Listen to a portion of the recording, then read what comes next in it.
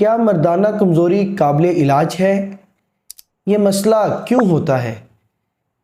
इस मसले की असल वजह तक कैसे पहुंच सकते हैं? जानिए इन सवालों के जवाब और बहुत कुछ आज की वीडियो में। अस्सलाम वालेकुम व्यूअर्स, उम्मीद करता हूँ आप सब खैरियत से होंगे।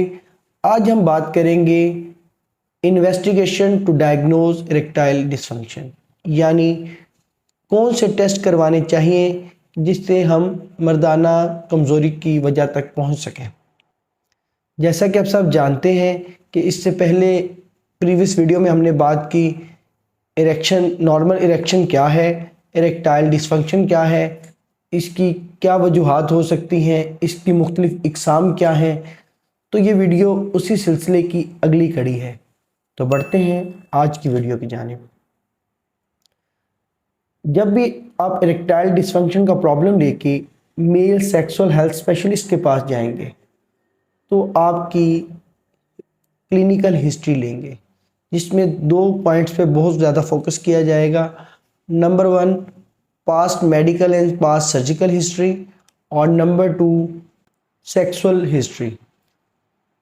Past medical and surgical history में देखा जाएगा कि आपको आया कोई बीमारी तो नहीं, जैसे शुगर, ब्लड प्रेशर, दिल का आर्जा, हाइपर कोलेस्ट्रोलीमिया, या इसकी आप कोई अद्वियात तो नहीं इस्तेमाल कर रहे।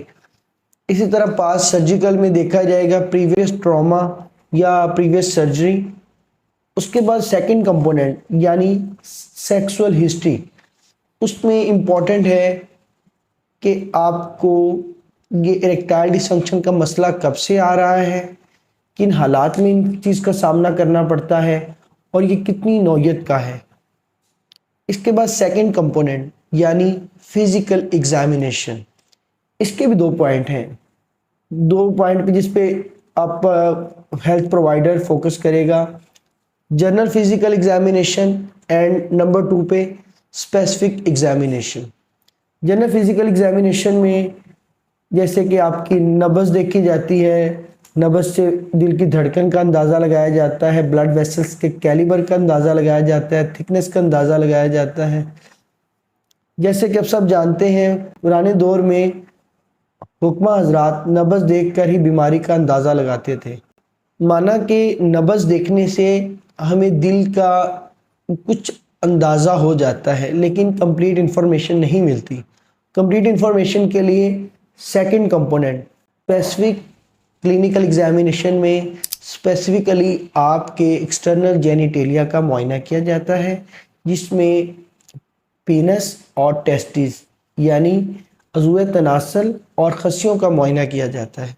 इससे हमें काफ़ी इंफॉर्मेशन मिल जाती है, जैसा कि आपके टेस्टिस का साइज़ तो नहीं छोटा हो गया, साइज़ में डिस्प्रोपोर्शनेशन आ गई हो, या पिनाई आपका अज़ूए तनासल टेढ़ा है या बहुत छोटा है, या उसके पेशाब के सुराख में प्रॉब्लम है।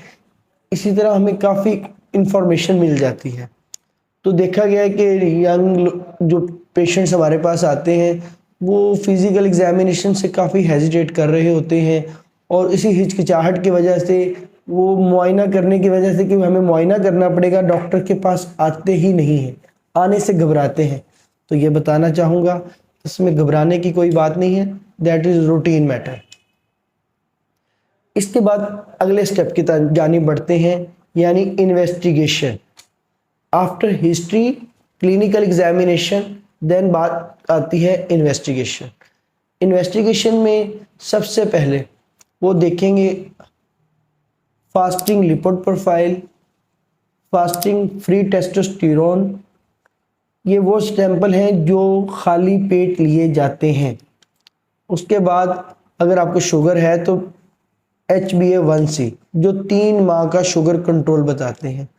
अगर इन बेसिक टेस्ट में कोई प्रॉब्लम आती है तो फर्दर टेस्टिंग की जा सकती है, जैसे thyroid function test, cortisol levels, और भी काफ़ी टेस्ट होते हैं। उसके बाद अगर इन स्पेसिफिक टेस्टों की बात की जाए तो पिनाइल डॉपलर या डुप्लेक्स स्कैन कहते हैं।